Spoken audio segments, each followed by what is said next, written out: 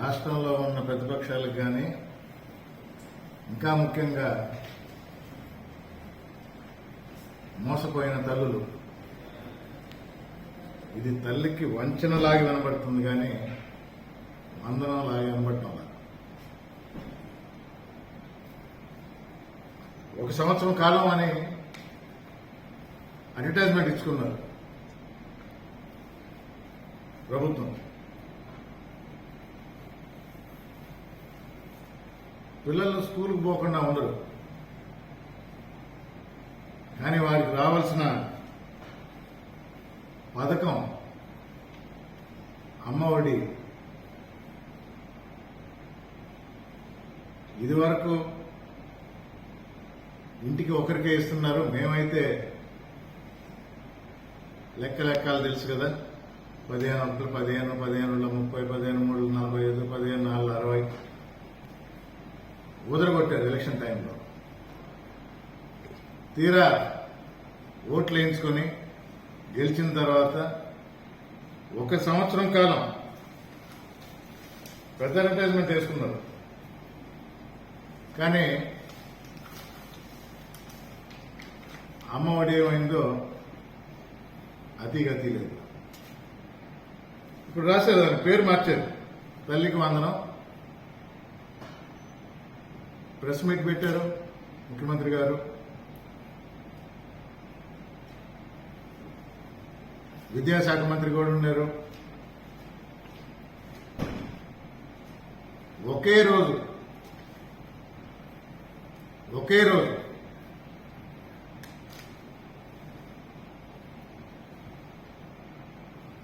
8,700 కోట్లు గత ప్రభుత్వం అసలు చేయలేదు.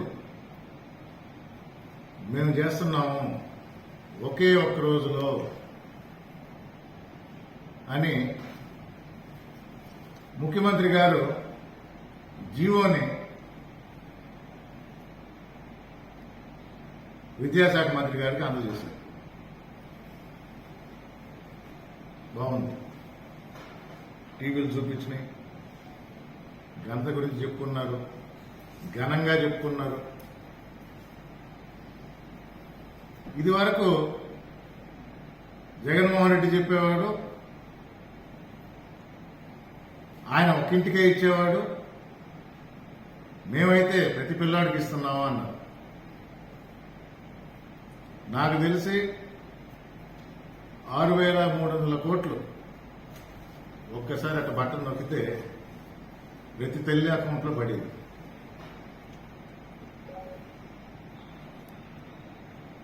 ఆ రోజు రాద్ధాంతం చేశారు. 15,000 అన్నారు, కానీ 14,000 ఇస్తున్నారు. 1,000 ఎక్కడికి వెళ్తుంది? మోసం చేస్తున్నారు. స్కూల్ బాగోగు కోసం స్వచ్ఛందంగా ప్రతి తల్లి మీరే కట్టండి అనంటే ఆ పద్ధతి తెలియకో వీలుగాకో ఆ స్కూల్ అకౌంట్లో ఆ డబ్బులు పడక తదుపరి సంవత్సరం గవర్నమెంటే 1,000 రూపాయలు మినహాయించి స్కూల్ అకౌంట్లో ఇటు మొదలుపెట్టింది. 15,000 పిల్లలకే, దాంట్లో వాళ్లే 1,000 రూపాయలు అన్నట్టు ఇక్కడ 14,000 తల్లి అకౌంట్లో పడుతూ 1,000 రూపాయలు స్కూల్ అకౌంట్. ఇది మోసం, ఇది దగా. చెప్పింది 15,000 ఇస్తుంది 14,000 అన్నారు. పేరు మార్చారు, తల్లికి వందనం 13,000 అంట. 14 కూడా కాదు, 15 అయితే అసలే కాదు, 13,000. మరి దీన్ని ఏమంటారు? నిజం చెప్పాలంటే అసలు ఏమనలేక, ఎందుకంటే సంవత్సరం అయింది, ఇప్పుడు దాకా అసలు రాలా. నిన్న ఆర్భాటం చేశారు. ఏందో అది, జీవో వచ్చింది, జీవో ఇవ్వటం, ఒక ముఖ్యమంత్రి గారు ఒక మంత్రికి జీవో ఇవ్వటం ఏంటి అంటే ఎన్ని రోజులని ఆంధ్ర రాష్ట్ర ప్రజలను మోసం చేస్తారు? ఏ విధంగా మోసం చేసుకుంటా పోతారు? ప్రజలు గుర్తించరా?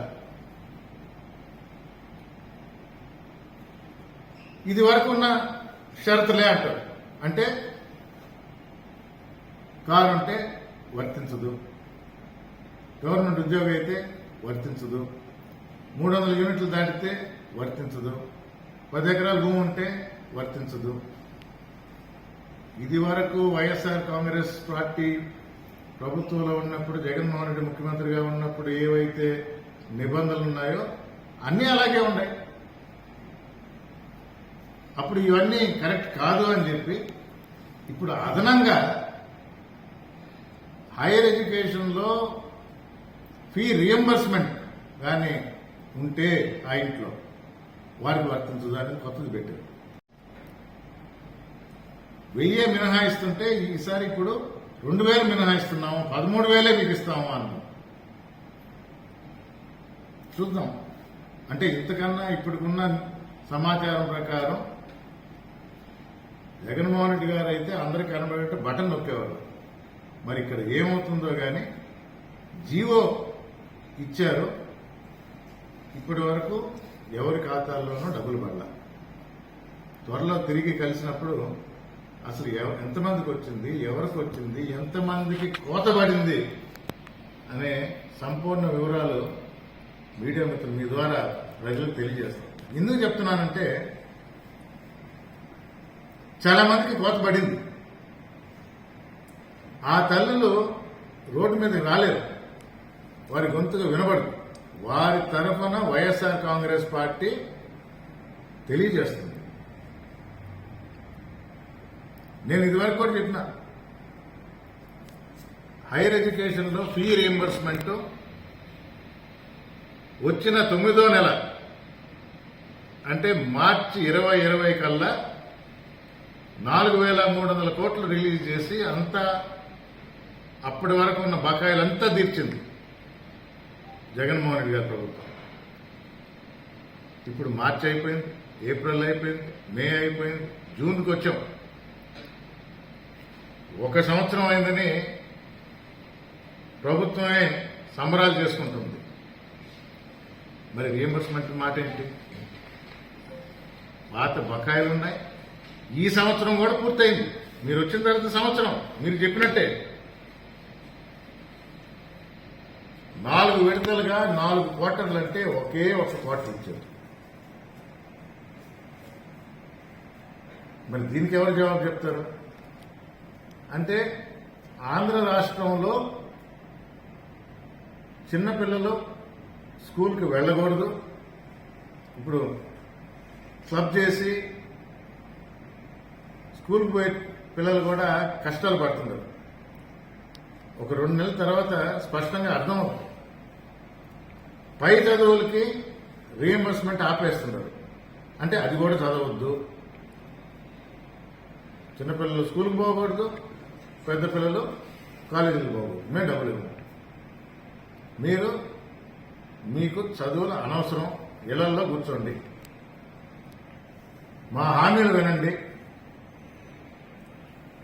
నిరుద్యోగ వృత్తి 2,000 నుంచి 3,000 పెంచాం, అది ఇటు ఇవ్వము. అమ్మాయికి 18 సంవత్సరాలు రాగానే 1,500, అది ఇవ్వము. ఇది క్లబ్ చేశారంట, ఒక P4లో పెట్టారంట, ఒక ఇంటి ధనం. ప్రజలకు అర్థమయ్యేలా చెప్పండి. ఎలక్షన్ ముందర ఇచ్చిన హామీలు ఏ విధంగా నెరవేరుస్తున్నామో తెలియజేయండి. వారి ఖాతాలో డబ్బులు పట్టడం లేదు, వారికి ఉద్యోగం చూపించడం లేదు, ఎడ్యుకేషన్ వరకే మాట్లాడుతున్నారు. ఎందుకంటే అమ్మ ఒడి అనే దాన్ని తల్లికి వందనం పేరు మార్చారు, మంచిదే. 1కి 4 ఇస్తా ఉన్నారు, మరీ మంచిది. కానీ సంవత్సరం అయింది, ఇప్పటి వరకు ఆ హామీ నెరవేర్చలేదు. ఇంకా దీనిలో ఈ అడ్వర్టైజ్మెంట్లోనే రేపు ఆగస్టు 15 నుంచి ఉచిత బస్సు, ఇప్పుడు లేదు, 15వ తేదీ ఈరోజే. జూన్ నెలలో అన్నదాత, ఇది ఇప్పుడు దాకా జరగల, సంవత్సరం అయిపోయింది. అంటే చాలా తెలివిగా ఏ సంవత్సరం అని పెట్టాల ఆగస్టు 15 పెట్టారు, జూన్ నెలలో అని పెట్టారు. ఏ సంవత్సరం ఎవరికి తెలియదు. పెద్ద అక్షరాలతో నేడే తల్లుల ఖాతాల్లో 8,745 కోట్ల జమ. నిన్నటి పేపర్ ఇది, నిన్నటి పేపర్. 8,745 కోట్ల జమ నేడే. గొప్పగా చెప్పుకున్నారు. ఏ రోజు కూడా జగన్మోహన్ రెడ్డి గారు ఇంత డబ్బులు ఒక్క రోజులో రిలీజ్ చేయలేదు. అంటే ఒకరోజు అయింది కాబట్టి మీ దృష్టికి తీసుకొస్తున్నారు. ఇప్పటి వరకు ఏ తల్లి కూడా ముందుకు వచ్చి మాకు డబ్బులు పడినాయి, మా ఖాతాలో పడింది అన్నట్టు తెలియజేయాల. త్వరలో కూర్చొని మాట్లాడు అసలు ఎన్ని రోజులు పడుతుందో చూద్దాం. కానీ ఇక్కడ రాస్తున్నారు నేడే. ఒక ఇంట్లో ఎంతమంది పిల్లలుంటే అంతమందికి, ఎంతమంది కోత పెట్టారో కూడా తెలుసుకున్నాం. సంవత్సరం పండుగలు రాష్ట్రం అంతా జరుపుకుంటున్నారు. ప్రజలు చూస్తున్నారు, గమనిస్తున్నారు. మోసపోవడానికి సిద్ధంగా లేరు ఆంధ్ర రాష్ట్ర ప్రజలు. ఇచ్చిన హామీల్ని నెరవేర్చమంటున్నాం. మేము కొత్తగా ఏమి వైఎస్ఆర్ కాంగ్రెస్ పార్టీ తరఫున 40% ఓట్లు వైఎస్ఆర్ కాంగ్రెస్ పార్టీకి వచ్చినాయి. 40% ఓట్లు. కానీ వారిని కూడా చూడాల్సిన బాధ్యత మీది. ప్రభుత్వం అన్నప్పుడు 100% ప్రజల్ని తీసుకుపోవాలా, అర్హత ఉన్న ప్రతి ఒక్కరిని.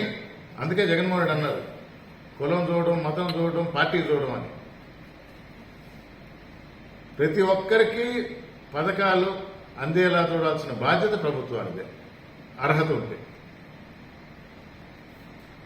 40% ఓట్లు మా పార్టీకి పడ్డా వారిలో అర్హత ఉన్న వారికి కూడా వారి కోసం పోరాటం.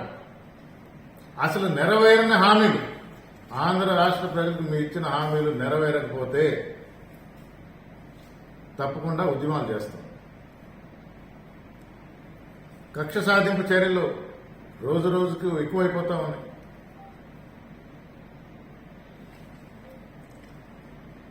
మొన్న చూశారు కొమ్మనేని శ్రీనివాసరావు గారిని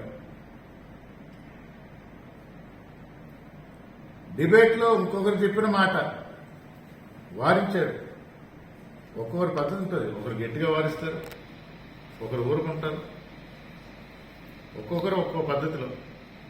అయినా ఇది నా వ్యక్తిగత అభిప్రాయం కాదు, ఛానల్ సంబంధించింది కాదు అంటూ వివరణ ఇచ్చారు. పక్క రోజు ఆ పక్క రోజు కూడా అయినా కేసు పెట్టారు.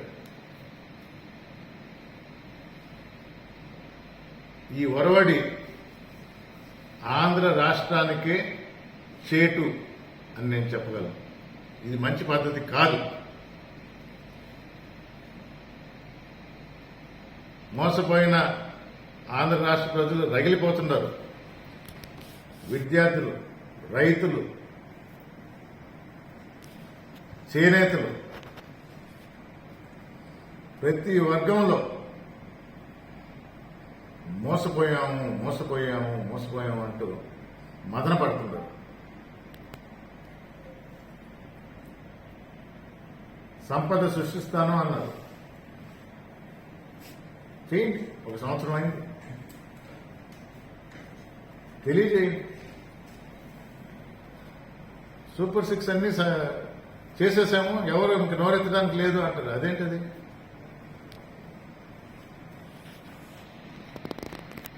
నిన్నటికి నిన్న తల్లికి వందనమే చేయలే చెప్పడం తప్ప.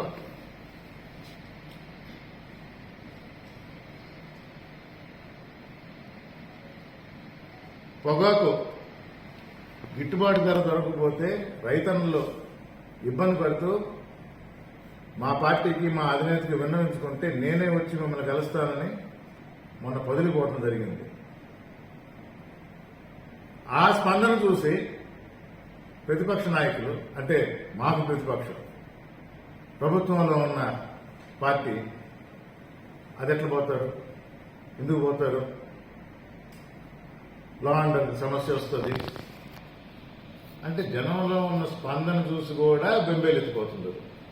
ఒక టీవీ ఛానల్లో చూసిన ఒక ఇంతమంది రెగ్యులర్గా అన్ని దగ్గరలో తిరుగుతూ ఉంటారంట. ఆయనకి ఏం తెలుసు? ఈ విధమైన దుష్ప్రచారం మొదటి నుంచి అలవాటు అయిపోయింది. వారే కరెక్ట్ అన్నట్టు ఉన్న 4 ఛానళ్ళు, పత్రికలు, మీ ప్రచారాలు మీరు చేయండి. ప్రజలకు అవగాహన వచ్చింది, అర్థం చేసుకుంటున్నారు, తగిన గుణపాఠం కూడా చెప్తారు. త్వరలోనే జమిలీ ఎలక్షన్స్ రాబోతున్నాయి, సిద్ధంగా ఉండండి తెలియజేస్తూ మరొకసారి జగన్మోహన్ రెడ్డి ఆదేశాల మేరకు జనం తరఫున మేము గొంతెత్తి వారి తరఫున పోరాడతామని తెలియజేసుకుంటున్నాము. నమస్కారం.